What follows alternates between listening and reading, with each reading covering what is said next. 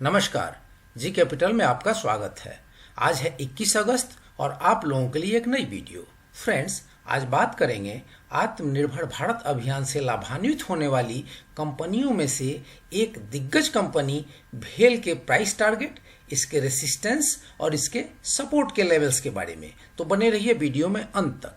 Friends, भेल एक ऐसी कंपनी है जिसकी मार्केट कैप आप यहाँ देख सकते हैं कि 13,406 करोड़ है।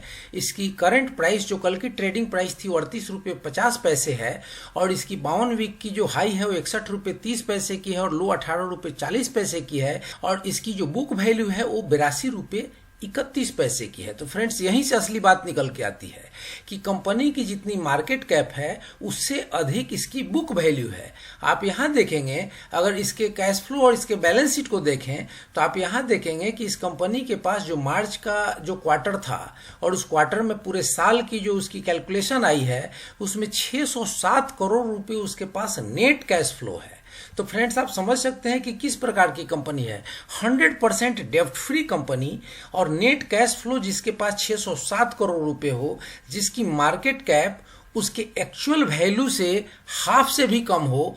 तो फ्रेंड्स, इस प्रकार की ये कंपनी है और इसकी अच्छी बात ये रही है कि इस कंपनी के पास मार्च 2020 के जो बैलेंस शीट में 607 करोड़ का नेट कैश फ्लो आप देख रहे हैं, उसके अलावे सरकार की भिन्न भिन्न इकाइयों से इसे 23,000 करोड़ रुपए लेने हैं जो इसने ऑलरेडी काम कर रखा है। किंतु विगत वर्षों में सरकार के उदासीन रवैयों ने अन्य पीएसयू कंपनियों के जैसा ही इसे भी डूबने को छोड़ रखा था। आत्मनिर्भर भारत अभियान की घोषणा और कोविड-19 के बाद चीन के खिलाफ विकसित हो रहे वैश्विक दबाव के बाद चीन से बहुत सारी कंपनियां भारत आना चाहती हैं, किंतु उनकी समस्या यह है और उनका सोचना यह है कि यह काम इतना आसान नहीं होने वाला है, क्योंकि भारत में आकर अपनी फैक्ट्री या प्लांट कोई 6 महीने और 1 साल में नहीं लगा सकता है। इसके लिए कम से कम 1.5 साल से 3 साल का समय, मतलब 18 महीनों से 36 महीनों का समय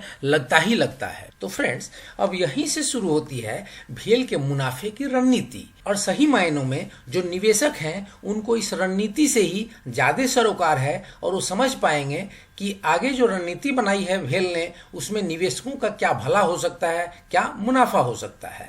तो इस अवसर का लाभ उठाते हुए भेल ने एक ग्लोबल एक्सप्रेशन ऑफ इंटरेस्ट मंगाया, जिसमें भेल अपनी तरफ से खुलासा किया कि दुनिया की जो भी कंपनी भारत में अपनी उत्पादन शुरू करना चाहती हैं और मेक इन इंडिया का हिस्सा बनना चाहती हैं, उनके लिए भेल का खाली पड़ी जमीनें, प्रोडक्शन के अभाव में बंद पड़ी फैक्ट्रियों के शेड और 9,000 इंजीनियर समेत 33,000 परफेक्ट प्रशिक्षित कर्मचारियों की टीम उपलब्ध है जो शॉर्ट नोटिस में किसी भी कंपनी के लिए उत्पादन शुरू करा सकती हैं।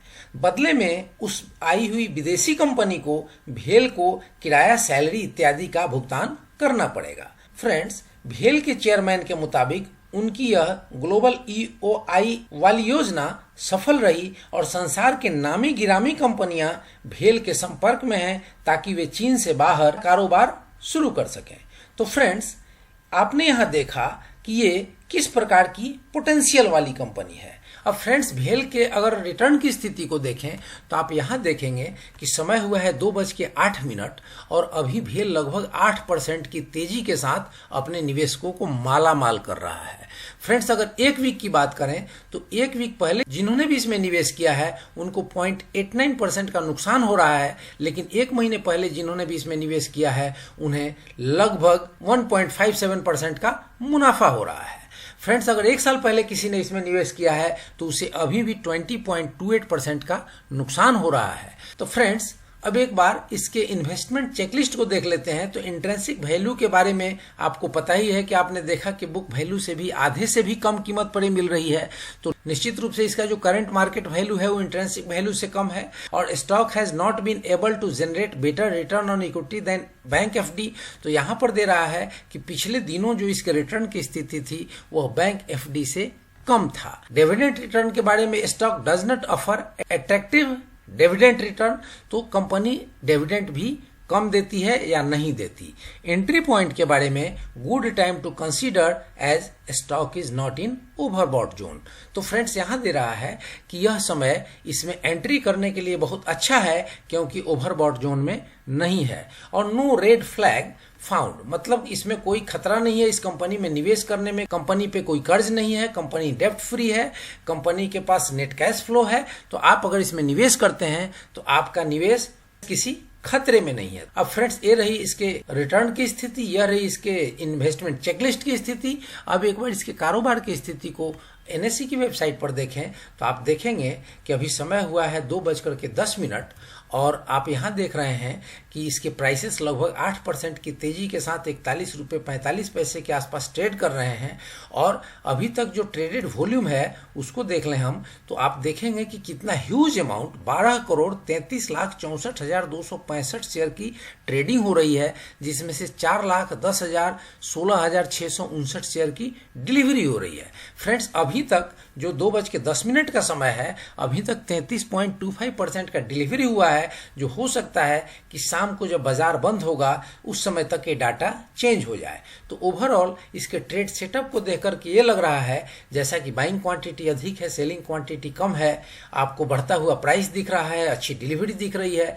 तो इससे लग रहा है कि इसके जो भी निवेशक हैं उनका नजरिया इस कंपनी के प्रति बुलिश है। उन्हें ऐसा लगता है कि आने वाले दिनों में उन्हें इसमें मुनाफा होने वाला है। फ्रेंड्स अब इसके प्राइस मूवमेंट को एक बार चार्ट के ऊपर देख लें। अगर इसके आरएसआई की वैल्यू को देखें तो आरएसआई की वैल्यू लगभग 61 निकल के आ रही है, जो प्राइस में मजबूती के संकेत दे रही है। और एमएससीडी की बात करें तो एमएससीडी भी जो बुलिश क्रॉसओवर बना हुआ है उसमें और मजबूती है और यह भी प्राइस में मजबूती के संकेत दे रहा है। फ्रेंड्स अगर प्राइस कैंडल की बात करें तो प्राइस कैंडल भी मजबूती का इशारा कर रही है, लेकिन इसमें एक बार मुनाफा वसूली का भी प्रेशर दिख रहा है। तो फ्रेंड्स यहाँ पर हमें अब क्या करना चाहिए? तो सबसे पहला काम हमें ये करना चाहिए कि जिन्होंने भी निचले स्तरों पर इसमें निवेश किया है, जिन्होंने भी 18 रुपये 20 रुपये के आसपास इसमें निवेश किया है, उनको बहुत अच्छा मुनाफा हो चुका है। तो उनको सबसे पहला अपना ये करना चाहिए कि उनको अपने जो स्टॉप लॉस की पोजीशन है उसको अपने 200 दिनों के एक्सपोनेंशियल मूविंग एवरेज जो 37 रुपये के आसपास निकल के आ रही है वहां पर लगा लेना चाहिए, ताकि किसी भी परिस्थिति बस अगर उसमें मुनाफा वसूली होता है या कोई और भी कारण होती है तो निचली स्तरों पर अगर प्राइस की निगेटिव रिवर्सल होती है उस परिस्थिति में आपका मुनाफा और आपकी पूंजी दोनों प्रोटेक्ट हो सके। और जो नए निवेशक हैं उनको वेट करना चाहिए, और वेट करने के बाद अगर उनको ये 37 रुपये के आसपास मिल जाती है तो 200 दिनों के मूविंग एवरेज को एक अपना लेवल पकड़ लें या 37 रुपये को एक लेवल पकड़ लें और उसके ऊपर बने रहें। और उसके निचली स्तरों पर जब भी आता है तो वहां से टेम्पोररी बेसिस में एग्जिट हो जाएं। जब प्राइस में मजबूती लगे फिर से उसमें एंटर कर सकते हैं। तो फ्रेंड्स ये रही मेरे तरफ से एक पीस ऑफ इन्फॉर्मेशन। इस इन्फॉर्मेशन के आधार पर आप अपनी एक स्टडी करें, आप अपनी एक रिसर्च करें और उस रिसर्च और उस स्टडी के आधार पर ही कोई निवेश संबंधी फाइनल निर्णय लें। और फ्रेंड्स हमसे अगर जुड़ना है, हमसे कोई निजी एडवाइस चाहिए तो आप gcapitalnews@gmail.com पर मेल कर सकते हैं। और फ्रेंड्स वीडियो अगर आपको पसंद आई हो तो कमेंट्स करें, लाइक शेयर सब्सक्राइब करें और बेल आइकन बटन प्रेस करना ना भूलें ताकि ऐसी इन्फॉर्मेटिव वीडियो सबसे पहले आप तक पहुंचे। जय हिंद, जय भारत।